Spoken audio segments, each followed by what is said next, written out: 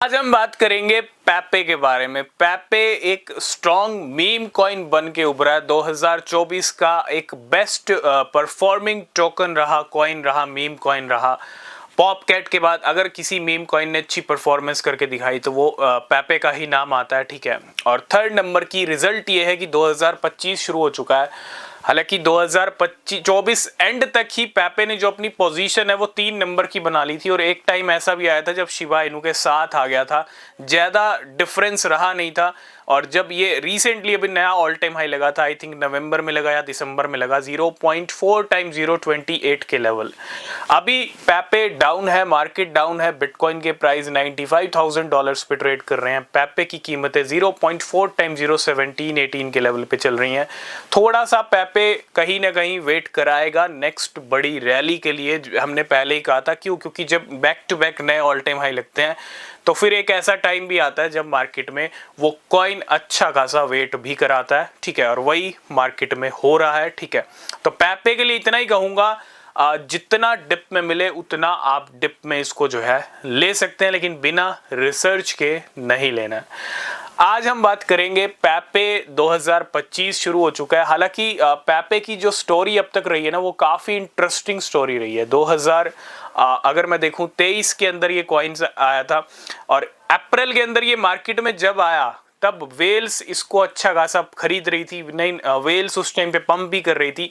और इसका बाइनेंस के ऊपर लिस्टिंग होने का, क्योंकि मैं 1 महीने 2 महीने के अंदर ही बाइनेंस के ऊपर लिस्ट हो गया था, इतना तगड़ा ट्रेंड था एक्स के ऊपर पेपे का, और डेली का वो काम था, और जिसको बाइनेंस भी कहीं ना कहीं रोक नहीं पाया, और बाइनेंस ने इसको फटाफट से फ्लॉकी इनू के साथ लिस्ट कर दिया अपने प्लेटफॉर्म पे। तो बाइनेंस के ऊपर आने के बाद ना पेपे एक तरह से शांत हो गया, बिल्कुल ज्यादा कुछ देखने को नहीं मिला, ठीक है, पेपे के प्राइस में। और जैसे ही अगर हम 2023 की एंडिंग देखी, 2024 में पेपे ने पूरा बूम करके दिखाया, सारी कसर निकाली। वो 6-7 महीने जो शांत रहा था, ठीक है। और पेपे एक बड़ी क्रिप्टो करेंसी बनी, बिलियंस डॉलर का मार्केट कैप है। और 2025 में देखो, पेपे की टीम ऐसा कुछ भी नहीं कर रही है, कुछ भी ऐसा अनाउंसमेंट नहीं कर रही है, ना ही पेपे के ऑफिशियल हैंडल से कोई ऐसा अपडेट आता है ना। पेपे की टीम एक तरह से बिल्कुल शांत है, लेकिन पेपे को अगर कोई पंप कर रहा है तो वो बड़ी बड़ी वेल्स कर रही है, बड़ी बड़ी वेल्स का सपोर्ट है, बड़ी बड़ी वेल्स का पैसा पेपे के अंदर चला गया पहले ही स्टार्टिंग में।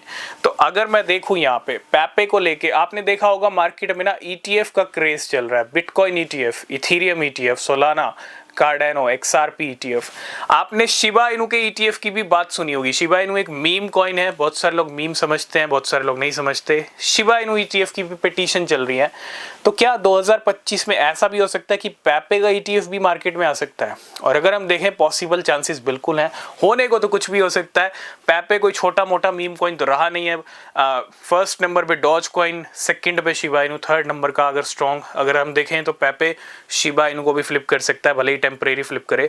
तो हम ये भी एक्सपेक्ट कर रहे हैं कि पेपे की टीम भले ही कुछ ना करे, लेकिन अदर जो ईटीएफ, जहां से ईटीएफ आते हैं, जहां से ईटीएफ अप्लाई किया जाता है, फाइल किया जाता है, वहां से ऐसा भी कोई खबर आ सकती है कि कभी पेपे का ईटीएफ भी मार्केट में आ सकता है। और अगर पेपे का ईटीएफ, देखो अभी कोई ऑफिशियल अनाउंसमेंट नहीं है, कोई अपडेट नहीं है ऐसा, लेकिन हम एक्सपेक्ट कर रहे हैं कि ऐसा कुछ हो सकता है 2025 में।